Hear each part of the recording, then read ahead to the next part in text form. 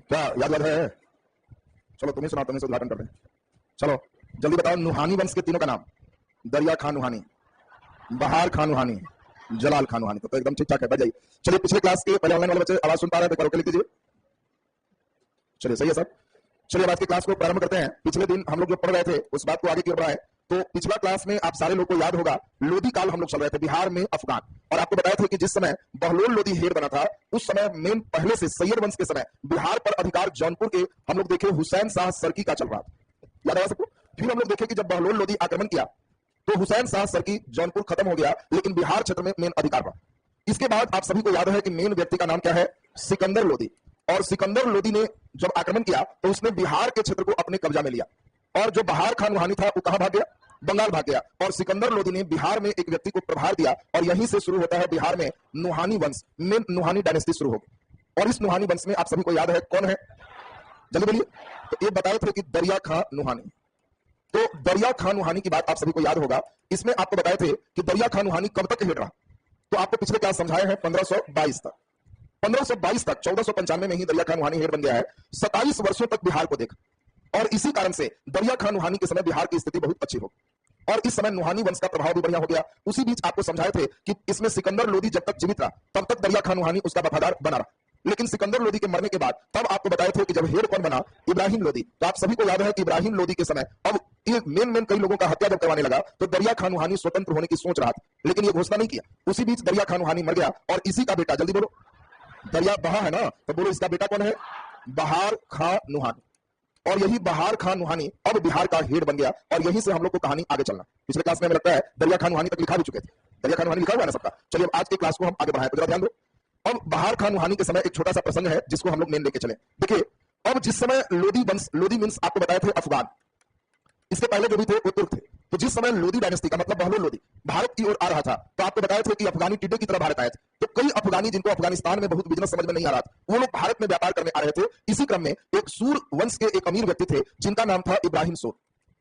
और इब्राहिम सूर जो है एक घोड़े का बिजनेस करते थे, और उसी घोड़े के बिजनेस के क्रम में बहलोल लोधी के टाइम में ही भारत आ गए। पंजाब वगैरह के हिस्से में एक घोड़ा बेच करके अपना बिजनेस चला रहे थे। इन्हीं का बेटा, बोलो कौन है?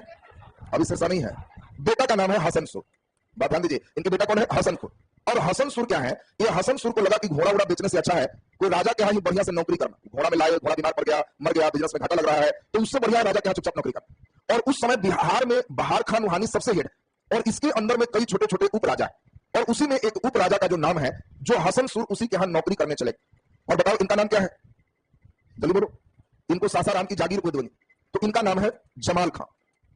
ये जमाल, देखो जलाल खां अलग है, वो इसका बेटा है, ये जमाल खां अलग है। और ये जमाल खां बिहार का एक छोटा राजा है, और उसी के यहाँ हसन सूर नौकरी करने चला गया। और बहुत ईमानदारी से, मेहनत से जब इसने नौकरी किया तब जमाल खां प्रसन्न होकर सासाराम की जागीर इसी हसन सूर को दे दिया कि तुम वहीं से तहसील ला, और तहसील करके अपना हिस्सा भी रखना, और बाकी मुझे दे देना, हमें फिर जहां देना है आगे बढ़ाए। यानी हसन सूर को सासाराम की जागीर किसने दिया? जमाल खान ने। इस समय पूरे हेड कौन चल रहा है? बहार खान नुहानी। पिछले दिन आपको ये भी बताए थे बहार खान नुहानी ने इब्राहिम लोधी के समय स्वतंत्रता की घोषणा कर दी, और ये भी बताए थे कि इसने एक अलग उपाधि धारण किया था। जल्दी बोलो, उपाधि बता चुके हैं, जल्दी बोल, बता दो। मोहम्मद खान। अच्छा, तुम लोग सब एक ही दिन में पचा के एकदम सीधा सीधा तैयार कर देता है। बोलिए, सुल्तान। अच्छा चलिए, इनका कुछ ठीक ठाक है। तो हम लोग आपको बताए भी थे कि अफगानों के युद्ध में घाघरा के युद्ध तक पिछले क्लास में आपको सुना चुके थे। तो खैर अभी उनका प्रसंग रोके हुए है। ये जमाल खां के समय ही जो हसन सूर है उनको जागीर कहां की मिल गई? सासाराम की। अब यहीं पर हसन सूर का एक बेटा है, इसी हसन सूर के बेटा का नाम है फरीद खां। फरीद खां ये हसन सूर का बेटा है, और हसन सूर 2 विवाह की। फरीद खां की मां का डेथ हो गया, और इसीलिए जो इनके सौतेली मां है वो अपने बेटा का मेन उत्थान चाह रही थी, वो फरीद खां से जल रही थी। और इसी कारण पिता हसन सूर ने फरीद खां को पढ़ने के लिए इस सासाराम से अलग जौनपुर भेज दिया, और जौनपुर उस समय एजुकेशन का एक प्रधान केंद्र था। और इसी कारण फरीद खां, जिनको तुम शेर शाह जानते हो, एजुकेशन के मामले में एक अच्छे विद्वान बने। और फिर जब उधर से लौट के आए तो इनके अंदर विद्वता खूब बढ़िया है, तलवार खूब अच्छा चलाते हैं, उस समय पढ़ाई में सब चीज होता। और इसी कारण से अब सौतेली मां इनसे और जलन उत्पन्न किए हुए। जब फरीद खां को लगा कि यहां रहना ठीक नहीं है, डेली लड़ाई है, तो ये अपना डिसीजन ले लिया कि चले इससे बढ़िया हम जो सबसे हेड राजा है उसी के यहाँ नौकरी कर लेते हैं। और फरीद खां बहार खान नुहानी के यहाँ नौकरी करने पहुंच गए। और इसी क्रम में आप एक कहानी सुने होंगे कि यही बहार खान नुहानी एक बार जंगल में शिकार करने गए, और साथ में फरीद खां भी गए। अचानक एक शेर ने बहार खां पे हमला कर दिया, और उस समय बहार खान नुहानी मर जाते, लेकिन शेर खां ने, फरीद खां ने एक ही तलवार से शेर के 2 टुकड़ा कर दी। और बहार खान नुहानी तो बड़ा खुश हुआ कि अरे तुम्हारा नाम फरीद खां कौन रख दिया? तुम तो शेर को खा गया, और इसीलिए तुम्हारा नाम होना चाहिए शेर खां। देखिए ये फरीद खां बन गए हैं शेर खां। और आपसे पूछा गया कि बताओ फरीद खां को शेर खां की उपाधि किसने दिया? बहार खां नुहानी ने दिया। ये लाइन क्लियर है सबको? और यहाँ फरीद खां इनके यहाँ, अब बताओ किसी व्यक्ति की जान बचा दे, इसका मतलब इसके बहुत प्रिय हो जाए, और इसीलिए फरीद खां शेर खां बनके बहार खां नुहानी के कई कार्यक्रम में अब शामिल होने लगे। और यह देख के अफगानी जो थे उन लोग का अब जलन अंतिम चरण पे आ रहा है कि बताओ ये भगाया हुआ व्यक्ति आके हम लोग से ऊपर जा रहा है। वो सब लोग बहार खां को उल्टा पुल्टा बोलना शुरू किए शेर खां के बारे में, इतना उल्टा बोले कि बहार खां ने शेर खां को नौकरी से निकाल दी कि हमारे लिए खतरा बनेगा, निकलो बाहर। तब शेर खां, देखो एक व्यक्ति जिंदगी में कितना भटक रहा है, उसको महसूस करो। ये व्यक्ति घोड़ा बेचने वाले बाबूजी राजा का इधर उधर किए तो कुछ मिल गया कि चलो कोई बात नहीं, छत्र देखो, और उसमें भी सतीली मां के चिर से इनको भगा दिया गया, और अपना टैलेंट था कुछ पढ़ ली। फिर आए तो दिल्ली जब लड़ाई झगड़ा होने लगा तो राजा के यहाँ एकदम शून्य अवस्था में गए कि कुछ नहीं है, चलो नौकरी करेंगे। वहां से टैलेंट था, फिर इतना ऊपर जाने लगे, सब फिर भगा दिया, नौकरी से बाहर, सब काम देखो खत्म है, इधर भी बाहर उधर भी बाहर। तब उसी बीच 15-30 में पिता की मृत्यु हो गई। पिता कौन है? हसन सु। पिता मरे तो बेचारे फिर आए, फिर मां और सतेला भाई इतना हल्ला किया कि फिर चल दी। और अबर कहां जाएंगे तो देख रहे हैं ये भी नहीं। तो अबर शेर खां सोच रहे हैं इसी समय, अब डेट लगभग 15-26 आ रहा है और भारत में बाबर का आक्रमण हुआ, तो शेर खां के पास ज्ञान है, तलवार चलाता है, तो जो लड़ने वाला है उसी के साथ चले। और शेर खां बाबर से जाके मिला कि हम आपके यहाँ सेना में बहाल होंगे। देखा बाबर भी टैलेंट है तो बहाल कर लिए, अच्छी योग्यता देकर बाबर भी खूब प्रमोशन दिए हुए, खुश किए हुए। और इसके बाद 1526 में पानीपत के युद्ध में बाबर की तरफ से शेर खां लड़े। अब जब शेर खां बाबर की तरफ चला गया तो अब शेर खां के जाने से बहार खां नुहानी बड़ा पछता रहा कि हटा तो दिए लेकिन बड़ा टैलेंटेड आदमी था, उसके जैसा तेज कोई नहीं आई, हमारे दरबार में सब षड्यंत्र करके उसको हटा दिया। अच्छा आदमी को हटाओगे तो महसूस तो होगा, और यह महसूस बहार खां नुहानी कर रहा था। और उसी बीच अब बाबर जब अच्छा आशीर्वाद शेर खां को मिल गया, तब शेर खां बाबर से कहा कि हम आपके साथ तो जीते हैं, हमको एक बार अपना सासाराम जो मेरा पैतृक जागीर है वो हमको दिला दीजिए। बाबर कहा कि चलो एकदम ठीक है, तुमको हम मिले। और इसके बल पर फिर शेर खां सासाराम की जागीर को प्राप्त कर लिया, लेकिन फिर लड़ाई झगड़ा चल रहा है। और फिर शेर खां को बुलावा आया है, कहां से? बहार खां नुहानी से। और बहार खां नुहानी खास काम के लिए खोज रहा, कारण बहार खां नुहानी का एक छोटा बेटा है और वो चाह रहा है कि इसको एक बढ़िया टीचर मिले, और वो टीचर के रूप में शेर साहब को देख रहा है कि वो पढ़ाएगा ना तो बहुत बढ़िया पढ़ाएगा, क्योंकि तलवार भी बढ़िया चलाना सिखाएगा, एजुकेशन में भी बहुत आगे जनकुर्सी का है। और यही बहार खां के बेटा कौन है? जलाल खां। जलाल खां। और बहार खां की पत्नी कौन है? दुदू बीबी। अब नामे है बहार, एगो बीबी नहीं दुदू गो बीबी, तो नामे हो गया दुदू बेगम, ये पत्नी का नाम है, तो किसी को याद हो जाए। जब कहे बहार खां की पत्नी तो कहना सर बहार एक पत्नी नहीं दुदू पत्नी, तो दुदू बेगम नाम, तो बोले दुदू बेगम पत्नी का नाम याद रहेगा, नाम इसीलिए क्योंकि बहुत बड़ा खतरा होगा, उसको समझना।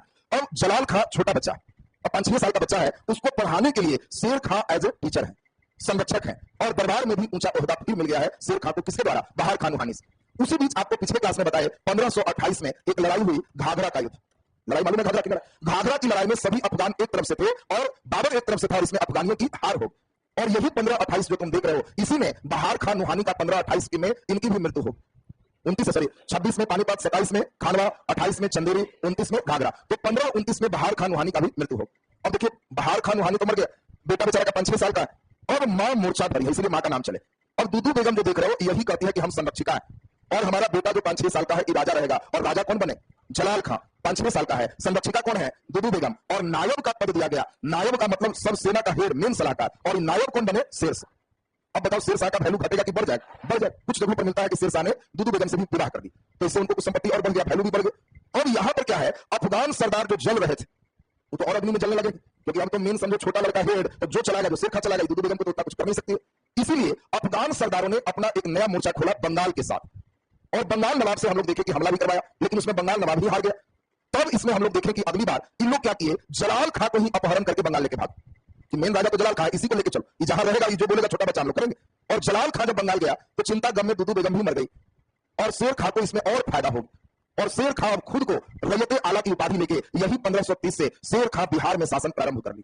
देखिए शेर खां का शासन यहीं से शुरू होता है, हर चीज उसके पक्ष में ही होते चला। और भाग्य वाला के भूत कमा के देता है, ये भी तुम सुना हो, ये सुना है ना, भाग्य वाला को भूत कमा के देता है। शेर खां का भाग्य देखो, अब यहां बिहार का हित 1530 में बन गया। उसी समय क्या हुआ, सबसे बड़ा जो दुर्ग था चुनार का दुर्ग, यूपी में था, वो इसके हाथ से निकला हुआ था, और चुनार में अकूत धन दौलत, सबसे ज्यादा धन का खजाना था। शेर खां का ध्यान इस पर भी था कि चुनार अगर मिल जाता तो बहुत बढ़िया हो जाता। और भाग्य वाला का भूत देखिए, चुनार का जो राजा था वो था ताज खां। अचानक ताज खां की मृत्यु हो गई, और ताज खां जब मर गई तो इसकी जो पत्नी थी, बोलो कौन है? लार बेगम। इसकी पत्नी है लार बेगम, और लार बेगम जो है वो देख रही है कि हमारा पति तो मर गया, इतना बड़ा संपत्ति है, इसका हिफाजत वही कर सकता है जो एक मजबूत व्यक्ति, और हम अकेले रहेंगे तो संपत्ति चला जाएगा। और मजबूत लोग देख रही थी शेर खां है, तो लार बेगम विधवा बनने के बाद शेर खां को ऑफर देती है कि चाहो तो शादी तुमसे निकाह कर सकते। अब देख लीजिए शेर खां को बैठे बैठे भाग्य वाला को भूत कमा के कैसे दिया, ये तो बात समझ रहे हैं सब ना। अब बिहार भी हेड हो गया, और 1530 में ताज खां के मरने से लार बेगम भी इसको अब सोचो ऑफर दी, तो लार बेगम से विवाह करके पूरा चुनार भी अब शेर शाह के कब्जा में आ गया, और यहां से उसको अकूत धन दौलत प्राप्त हुआ, जिससे शेर खां अपने सेना को सबसे मजबूत किया, इतना मजबूत कि जब हुमायूं आएगा तो देखोगे उसको भी हरा देगा, कारण यहां से काफी संपत्ति मिलना। तो तो अब तो यहां तक की बात करने के बाद तब हम लोग घुमाऊ का फेज आगे बढ़ेंगे। यहां तक का फेज क्लियर है ना सबका? चलिए तो नीचे अब बताओ, लार बेगम और दुदू बेगम दोनों को समझ गया ना कि दुदू किसकी पत्नी है? किसका है? बहार खान नूहानी का। और लार बेगम किसकी पत्नी है? ताज खां का। ताज खां कहां का राजा है? चुनार का। उधर मृत्यु हो गया तो विधवे से विवाह करके राजा हो गए, है ना? तो ये मेन है। चलिए तो जल्दी से लिख दीजिए फटाफट। पिछला क्लास बोलिए लास्ट कहां किए थे? चुनार यूपी में। चलिए इसमें पिछला क्लास सिकंदर लोदी ने दरिया खान नूहानी को बिहार का प्रमुख बनाया और जब तक रहा वफादार रहा। दरिया खान नूहानी तक पिछले क्लास हो गया है ना? चलिए आज की क्लास में नीचे डैश करके लिख दीजिए। नीचे डैश करके लिख दीजिए 1522 में 1522 में दरिया खान नूहानी की मृत्यु हो गई। 1522 में दरिया खान नूहानी की मृत्यु हो गई। दरिया खान नूहानी की मृत्यु हो गई। दरिया खान नूहानी की मृत्यु हो गई। नीचे डबल स्टार लगा के लिखिए दरिया खान नूहानी के बाद, दरिया खान नूहानी के बाद जलाल खान नूहानी, ओ सॉरी बहार खान, बहार खान नूहानी, बहार खान नूहानी बिहार का प्रमुख बना, बिहार का प्रमुख बना और उसने लोधी वंश से स्वतंत्रता की घोषणा कर दी। लोधी वंश से स्वतंत्रता की घोषणा कर दी। लोधी वंश से स्वतंत्रता की घोषणा कर दी तथा सुल्तान मोहम्मद का उपाधि धारण किया। सुल्तान मोहम्मद, इसको अंडरलाइन रखना, सुल्तान मोहम्मद का उपाधि धारण किया। सुल्तान मोहम्मद का उपाधि धारण किया। सुल्तान मोहम्मद का उपाधि धारण किया। अब आपसे कहें कि बताओ किसके समय बिहार स्वतंत्र हुआ? अब बहलोल लोदी, सिकंदर लोदी, इब्राहिम लोदी। आंसर बोलो। इब्राहिम लोदी के समय बिहार स्वतंत्र हो गया। ये स्वतंत्रता की घोषणा कौन किया? बहार खान नूहानी ने किया। और बहार खान नूहानी किसका बेटा है? दरिया खान नूहानी का। पिछले दिन बताया भी तो दरिया मतलब नदी, नदी में बहा, बहा क्या बहा? जल बहा, इसलिए जलाल। यानी जिस बच्चे को नाम भुलाता है वो ध्यान रखना है सबसे पहले दरिया, दरिया मतलब नदी, और नदी में बहा क्या बहा? जल बहा। तो दरिया खान नूहानी, बहार खान नूहानी, जलाल खान नूहानी। दिमाग में परमानेंट सेट हो गया सबका? चलिए अब इसमें नीचे लिख दीजिए सूरवंश। सूरवंश मतलब सूरवंश से उसको लिंक जोड़ेंगे, सूर डायनेस्टी, सूरवंश। चलिए जल्दी बता दो शेर खां के बाबा का नाम कौन है? इब्राहिम सूर। किसके समय आए? बहलोल लोदी के समय। किस लिए आए? घोड़ा के व्यापार करने। अभी मैं समझाया था जी। चलिए तो नीचे लिख दीजिए सूरवंश। नीचे लिखो सूरवंश में इब्राहिम सूर, इब्राहिम सूर, इब्राहिम सूर। नीचे डैश लिख दीजिए इब्राहिम सूर, इब्राहिम सूर, इब्राहिम सूर घोड़ा के व्यापार करने, घोड़ा के व्यापार करने, घोड़ा के व्यापार करने, इब्राहिम सूर घोड़ा के व्यापार करने बहलोल लोदी के समय, बहलोल लोदी के समय अफगानिस्तान से, अफगानिस्तान से भारत आए, अफगानिस्तान से भारत आए। चलिए नीचे बैठ के लिख दीजिए इब्राहिम सूर का बेटा, इब्राहिम सूर का बेटा हसन सूर था, हसन सूर था, हसन सूर था जो बिहार के छोटे राजा, जो बिहार के छोटे राजा जमाल खां की सेवा किया। बिहार के छोटे राजा जमाल खां, जमाल खां की सेवा किया, जमाल खां की सेवा किया, जिसके बदले में उसे, जिसके बदले में उसे सासाराम की जागीर प्राप्त हुई। सासाराम की जागीर प्राप्त हुई, सासाराम की जागीर प्राप्त हुई। चलिए नीचे डैश लिख दीजिए हसन सूर का बेटा, हसन सूर का बेटा फरीद खां था, हसन सूर का बेटा फरीद खां था। चलिए जल्दी बताओ फरीद खां को शेर खां की उपाधि कौन दिया? बहार खान नूहानी ने। तो नीचे 2-3 सितारा लगा के लिख दीजिए, एक इंपॉर्टेंट हो गया, 2-3 स्टार लगा के लिख दीजिए फरीद खां को, फरीद खां को शेर खां की उपाधि, शेर खां की उपाधि, शेर खां की उपाधि बोलो कौन दिया? वेरी गुड, बहार खां नूहानी ने दिया, बहार खां नूहानी ने दिया, बहार खां नूहानी ने दिया। चलिए नीचे डैश लिख दीजिए फरीद खां, फरीद खां अपने सौतेले भाई सुलेमान, अपने सौतेले भाई सुलेमान, अपने सौतेले भाई सुलेमान से संघर्ष के कारण, से संघर्ष के कारण बचपन में जौनपुर में पढ़ा, बचपन में जौनपुर में पढ़ा, जो उस समय, जो उस समय शिक्षा का प्रधान केंद्र था, जो उस समय शिक्षा का प्रधान केंद्र था, उस समय शिक्षा का प्रधान केंद्र था। चलिए नीचे डैश तक लिखिए, शेर खान ने अपनी सेवा बाबर को भी प्रदान किया। शेर खान ने अपनी सेवा बाबर को भी प्रदान किया।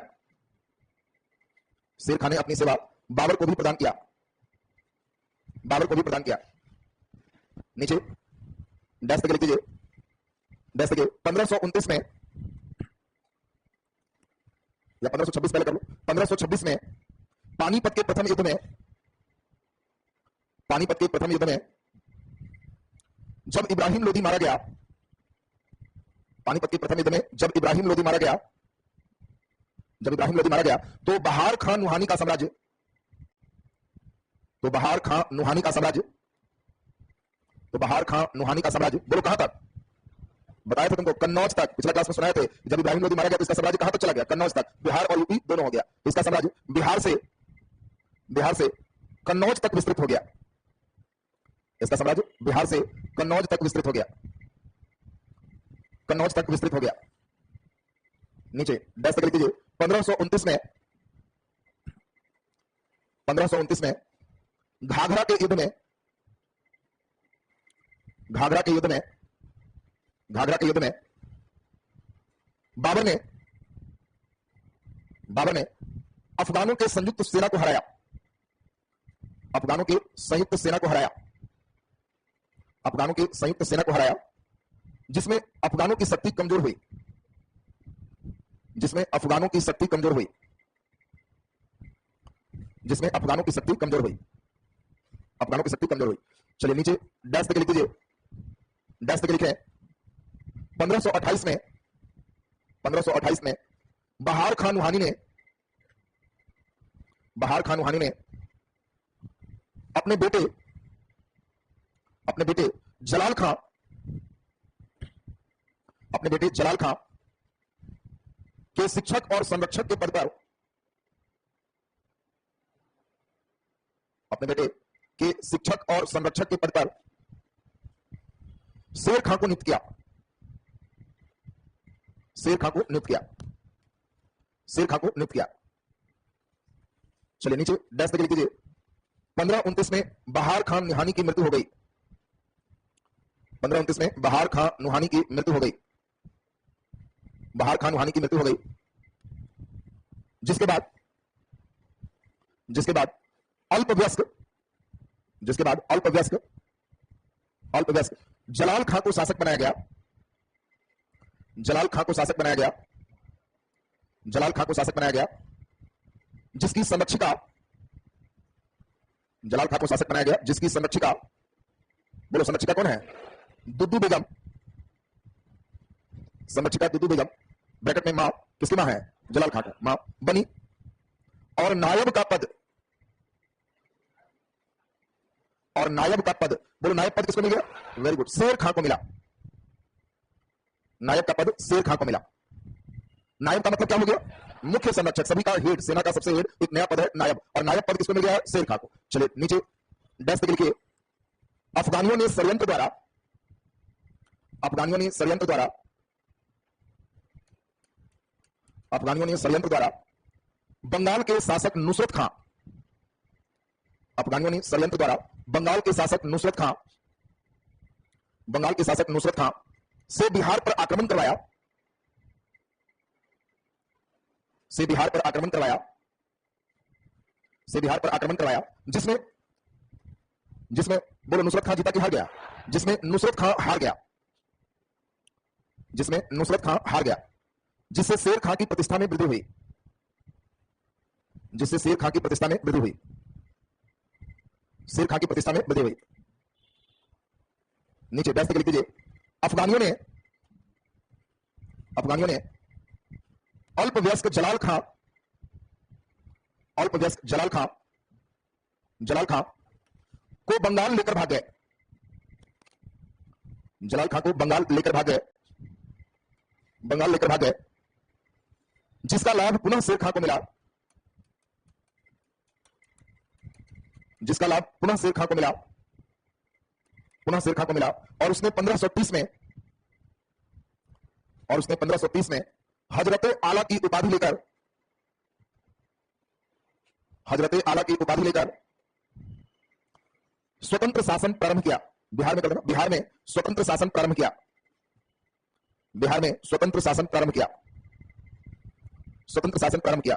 और ये देखो भाग्य वाला को बहुत कमाना, 1530 में बिहार का राजा बना और मुफ्त में चुनार मिल रहा है। तो नीचे मेन संपत्ति और ताकत कहां से इसका बना? चुनार किला से। चुनार किला में ताज खां मर गया है और लाल बेगम से विवाह किया है। तो नीचे स्टार लगा के लिख दीजिए 1530 में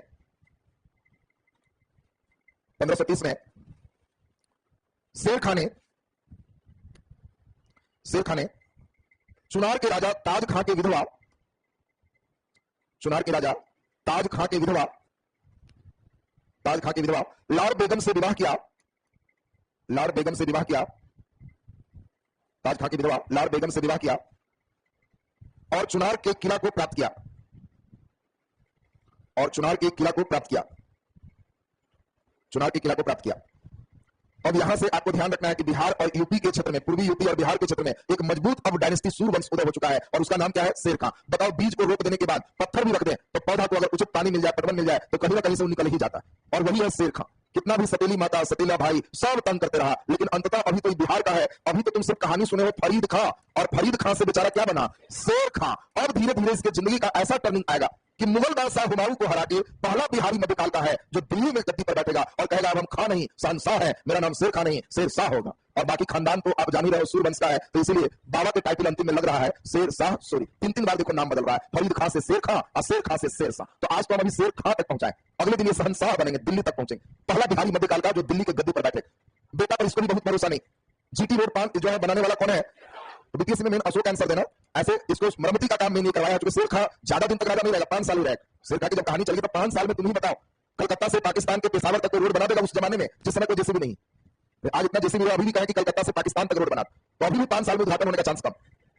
बात समझ आई? तो उस जमाने की बात हो रही है जिस समय केवल मैन पावर ही वर्क करते थे, मशीन नहीं थी। और इसीलिए अशोक के द्वारा एक सृजन किया हुआ रोड है, इसने फलदार वृक्ष लगाया, मरम्मत करवाया, फिर अंग्रेज भी आगे करेंगे तब जीटी रोड होगा, ऐसे नाम इनको दिया जाता है। कई बड़े बड़े सुधार करने वाले अकबर का पुरोगामी कहा जाता है इसको, कि अकबर भी इसको देख के किया। तो ऐसा शेर खां करेगा, अभी तो बहुत कुछ बेचारा करता है, लेकिन अंतिम तुम इसका देखोगे कि बहुत दुखद न्यूज होगा कि इतना बढ़िया विजेता है, सब जगह जीत रहा है। जहां सुनता था कि राजा हार नहीं माना, अपने पहुंचता था, और अगले दिन देखोगे अपने ही गोला से अपने ही मर जाएगा। इसको मारा तो नहीं है, ये अपने ही गोला से अपने ही मरेगा और बेचारा मरने के पहले लेकिन किला को जीत जाएगा। और इसका स्टेटमेंट होगा मुट्ठी भर बाजरे के लिए हमने हिंदुस्तान का साम्राज्य खो दिया। ऐसा जगह जीतने गया जहां बाजरा के सिवा कुछ नहीं होता, मतलब मरुस्थलीय क्षेत्र, और कह रहा है कि हम पूरे हिंदुस्तान के राजा हैं, अब मुट्ठी भर बाजरा के लिए हिंदुस्तान खो दी। ये बहुत हम गलती कर दी, और इनकी गलती को भी देखोगे और फिर बाबर की कहानी होगी। तो अगले दिन तो शेर शाह हम लोग का लास्ट करेगा, तब मुगल डायनेस्टी हम लोग का शुरू होगा। क्या आज का क्लास क्लियर है ना सबको? इसको बढ़िया से एक बार पढ़ लोगे।